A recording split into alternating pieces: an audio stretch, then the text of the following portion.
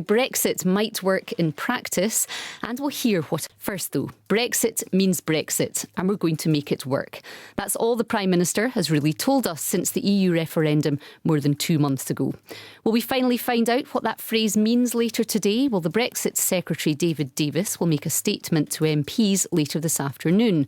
Like the rest of the country, the Scottish Government is trying to work out how all this is going to work. The First Minister has met other government representatives, EU officials in Brussels. She's met Irish, Welsh and Northern Irish politicians and said a second independence referendum is now on the table. Today, Nicola Sturgeon has been speaking to our political editor Brian Taylor. She began by another new idea, an informal coalition with Westminster government ministers who are also opposed to Britain leaving the EU. I'm a realist. I can't listen to the signals and the mood music and the vibes coming out of the UK government just now and conclude anything other than, at the moment, the UK government is on a track to a hard Brexit. I think that would be defying reality to argue anything different. The question is, can that be changed? And I'm not going to suggest it will be changed by the SNP or the Scottish Government alone, but can there be a coalition across the UK that gets the UK government into a more sensible position? And I think that's worth a good try. And the First Minister told Brian she remained determined to find an alternative to Britain leaving Europe. Can there be a coalition across the UK that gets the UK government into a more sensible position? And I think that's worth a good try because, Theresa May, I don't know, but she was on the Remain side. Presumably she knows the real risks of removal from the single market. So let's have a try at getting the UK not into the best position, because the best position in my view would be continuing membership of the EU.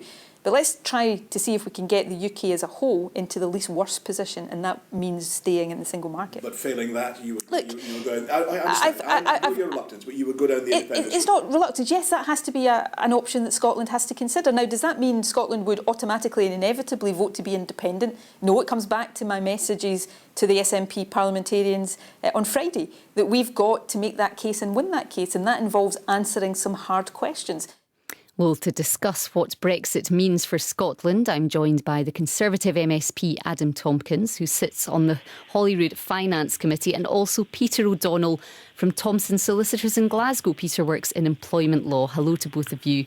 Hello. And thank you for joining us. Adam, I'm going to come to you first. Do you think Brexit can actually mean anything different for Scotland, first of all? I don't think we know the answer to that yet. I think the one thing I would challenge in what I just heard the First Minister say is the idea that the UK government is already set firm on a course towards what she called hard Brexit. One of the myths that's beginning to be created is the difference between a hard Brexit and a soft Brexit.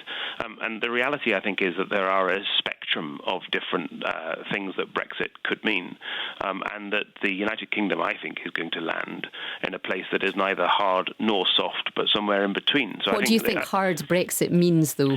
Well, hard Brexit means, I think hard, it's not a phrase I use, but I think what the First Minister means by it is some sense that we're going to be excluded from the single market, or we're no longer going to participate in the single market. And I really don't think that's very likely. But at the same time, neither do I think that it's very likely that we're just going to shift our membership of the European Union into something like the European Economic Area, which would mean full participation in the single market. It would mean that European Union law would still bind United Kingdom legislation in the view of the European Court of Justice, and it would mean that the United Kingdom still had to make a very substantial financial contribution to the European institutions. So if that's what soft Brexit means, I don't think we're going to do that either, because the very kind of core of the Vote Leave message was that the United Kingdom should take back control.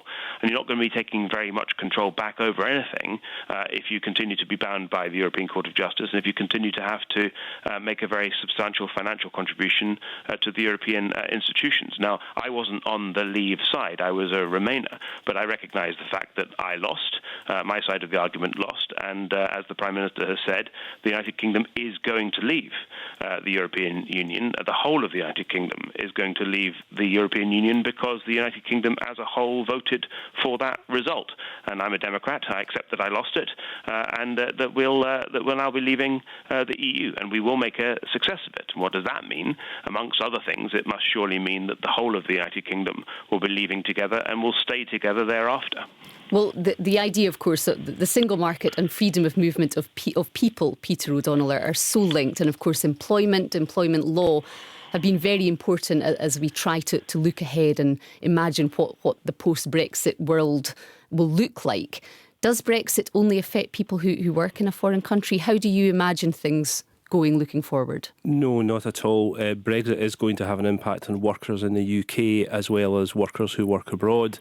There's a considerable number of workers who come from the EU. There's a question mark over whether they will be able to remain in the UK to work, what happens as people come in, as we come closer to Brexit.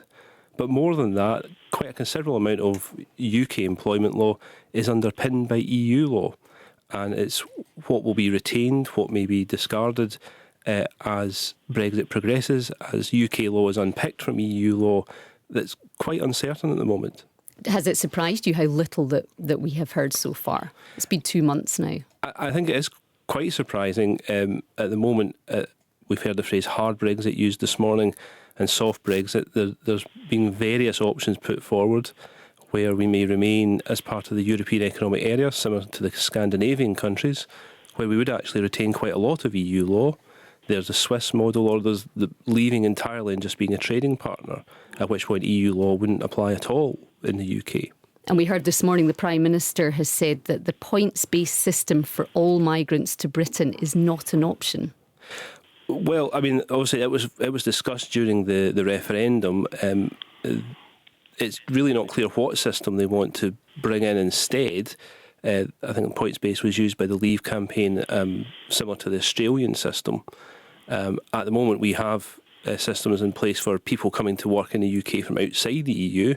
It's whether that system would then be applied to people coming from the EU or whether there's going to be something different. There's quite a degree of uncertainty, both for people who want to come into the UK, but people who are here already. And are you seeing evidence, hearing evidence already of people trying to mitigate, to second guess what the impact might be? I think there is a bit of second guessing, and the difficulty is until we get a clearer idea of how we are going to leave the EU, where it's hard, soft or somewhere in between. All we can do is speculate and guess. Nobody knows for certain what the full extent on the law in the UK will be on leaving the EU.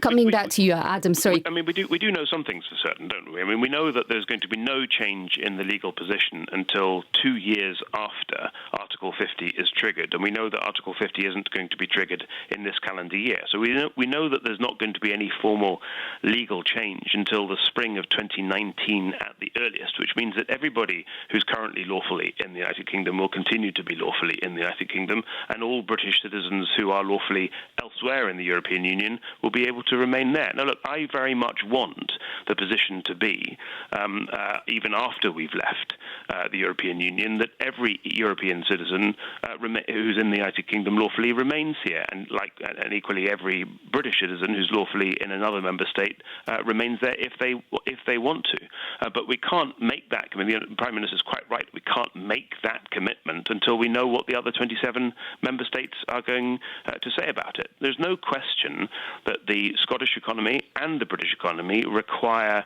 migrant labour.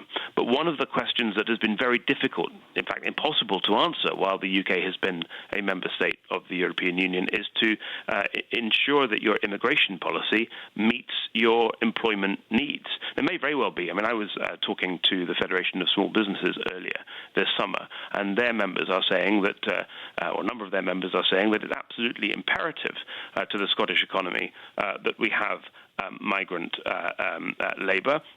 But that migrant labour doesn't necessarily have to come from the European Union. In fact, if you're in the health business or if you're in the business of IT, it might very well be that it would suit your sector sector of the economy to have more Commonwealth immigration and less European immigration. These are the kinds of things that we can do post-Brexit that we weren't able to do while we were member states of the European Union. In other words, we can have a bespoke, a tailored set of immigration controls that meet the requirements of the Scottish economy, that meet the requirements of the United Kingdom economy. That's what take back control means, and that's what we're going to make a success of. Peter, how practical do you think that is?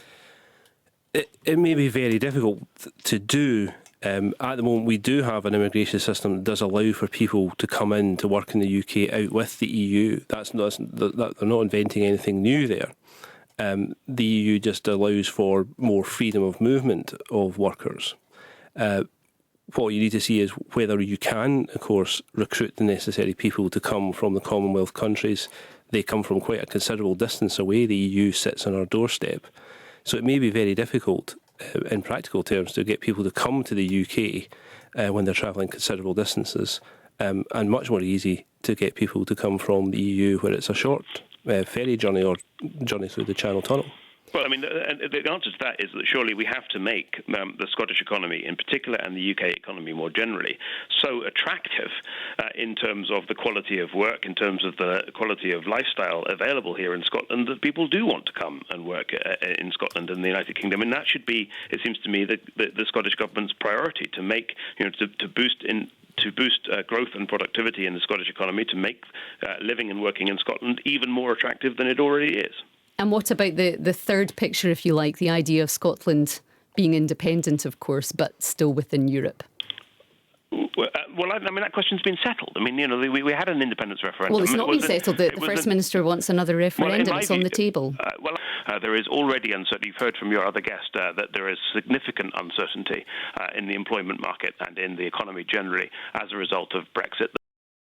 Peter, let's come back to you quickly. What do you think needs to be heard now from the government? Have you much hope this afternoon, for example, what we'll hear from the Brexit Minister, first of all? I mean, I would hope some certainty can be given, at least a steer as to what type of Brexit they're looking at, and an outline or a framework that people can work to.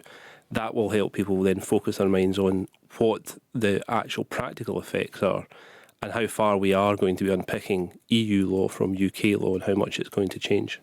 Thank you very much for joining us, both of you. That was Peter O'Donnell there from Thompson Solicitors in Glasgow, and also the Conservative MSP Adam Tompkins, who sits on the Holyrood Finance Committee.